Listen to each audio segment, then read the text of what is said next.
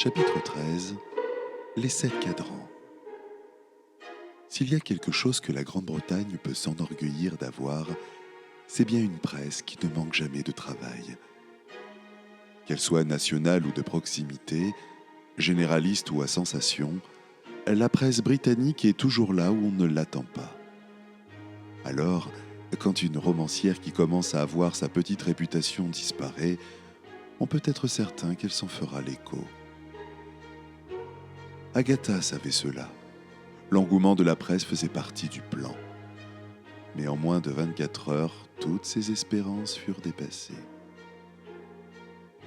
Dans la salle de rédaction du News of the World, l'idée de la disparition de la jeune romancière d'énigmes policières laisse imaginer aux journalistes qu'ils ont là quelque chose de croustillant. Dès le samedi après-midi, les chiens ne lâchèrent plus leur os. Ils furetèrent partout.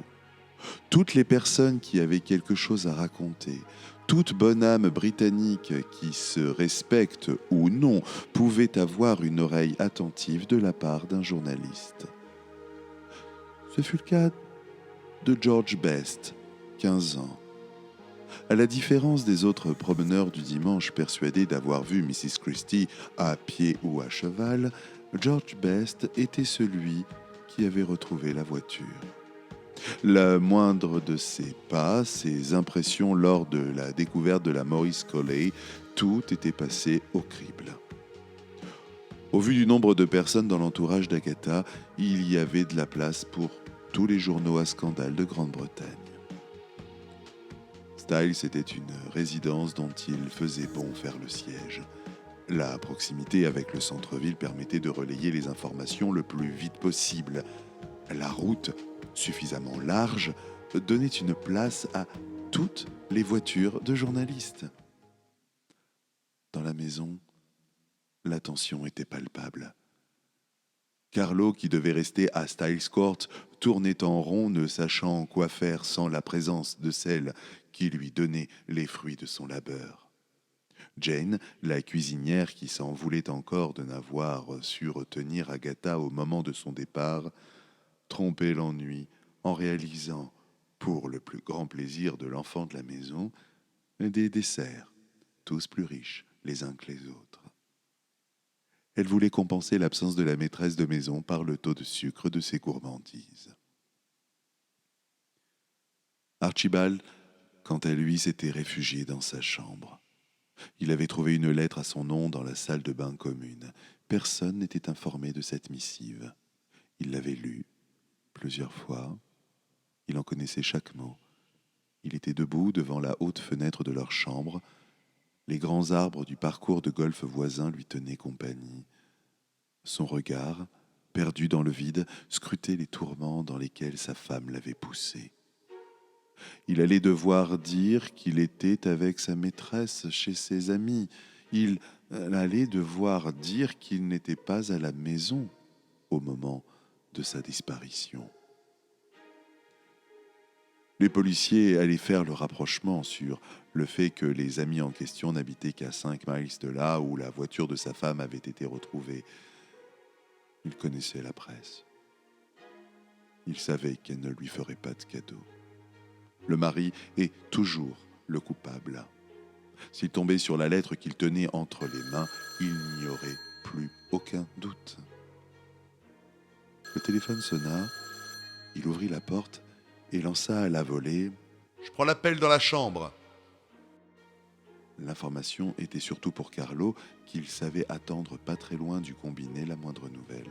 « Archibald Christie, j'écoute. » Archie, c'est Campbell, ton frère. Archibald eut un soupir de soulagement en entendant une voix connue. Comment vas-tu? As-tu des nouvelles d'Agatha? Non, aucune. Je sais qu'on a retrouvé sa voiture près de Newlands Corner. Je voulais te dire que j'ai reçu un courrier de sa part pour me dire qu'elle partait en week-end dans une station thermale du Yorkshire.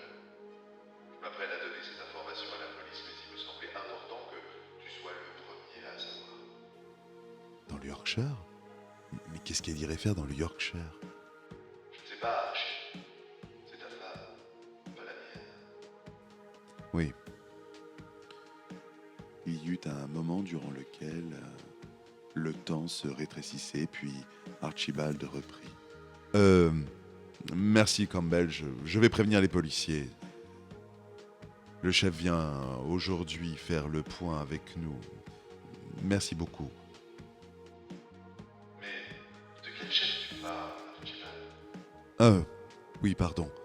Le chef inspecteur Kenward de Scotland Yard. Ah, d'accord. Bon, eh bien écoute, si tu as besoin de quoi que ce soit, n'hésite pas à me le dire. Allez, je te laisse et bon courage à toi. Merci Campbell. À très vite. Pendant tout le temps de l'appel téléphonique, Archibald tenait dans la main la lettre que sa femme lui avait laissée avant de partir. Il savait. Il comprenait encore mieux son courrier après avoir eu son frère au téléphone. Il devait prendre une décision. Et vite.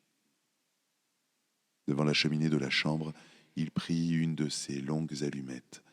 L'âtre était rempli de bois et de papier, prêt pour faire une bonne flambée au cœur de l'hiver qui venait de se refroidir un peu plus, avec seulement de l'encre.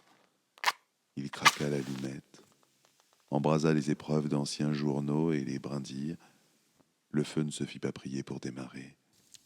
La chaleur emplit la pièce vide de la présence de sa femme. Il fallait détruire la dernière preuve de ce qui se jouait. Archibald regarda les flammes danser. Son avant-bras gauche sur le linteau de la cheminée, il pensait à cette vie qu'il aurait voulu voir réussir.